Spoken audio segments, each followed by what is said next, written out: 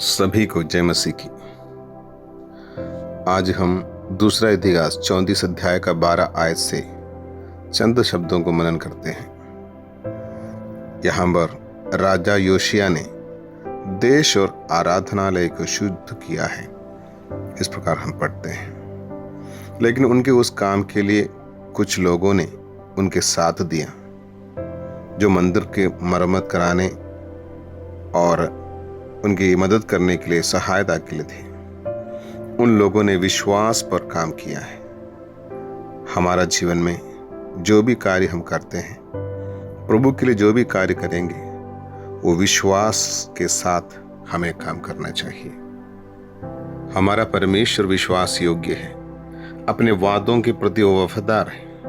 वह हमारे पापों को क्षमा करने के लिए विश्वास योग्य है और हमारा पिता विश्वास योग्यता के साथ यदि रहता है तो परमेश्वर चाहता है कि हम भी विश्वास योग्य रहें। जैसे कि हम परमेश्वर की संतान होने की वजह से हमें विश्वास योग्य रहना चाहिए। यहाँ हमने पढ़ा है कि उन लोगों ने अपना काम ईमानदारी से विश्वास योग्यता के साथ किया। हमारी सांसारिक और आध्यात्मिक गतिविधियों और कर्तव्यों में हम कितने विश्वास योग्यता के साथ काम करते हैं? क्या हम कार्यस्थल में और अन्य कार्यों में विश्वास योग्य हैं? जो इस काम को हमें सौंपा है उस कार्य में हम विश्वास योग्य हैं? जो परमेश्वर के राज्य की सेवकाई या प्रार्थना करने की बात या अन्य किसी कार्य जो हम परमेश्वर के लिए करते हैं, क्या उन बातों में हम विश्वास योग्य रहते हैं कि नहीं? आइए हम इन बातों को खुद को जांचना चाहिए। बहुत से लोग ऐसे हैं जो उनका जीवन का गवाही खो चुके हैं। यदि हमारा जीवन में विश्वास योग्यता का कमी हुआ है तो हमें पश्चाताप करना चाहिए और परमेश्वर से माफी मांगना चाहिए। हम केवल अपने कार्यों में नहीं परंतु अपनी अंदर मन या हमारे दिल की गहराई से भी ईमानदार होना चाहिए। भजन संगीता में दाऊद इस प्रकार प्रभु से प्रार्थना करता है कि अपने हृदय की अवस्था को जैसा वो था वैसे प्रभु के सन्मुख रखते हैं। यूहन्ना सुसमाचार 4 अध्याय का 24 में कहते हैं कि हम परमेश्वर की आराधना आत्मा और सच्चाई से करना चाहिए।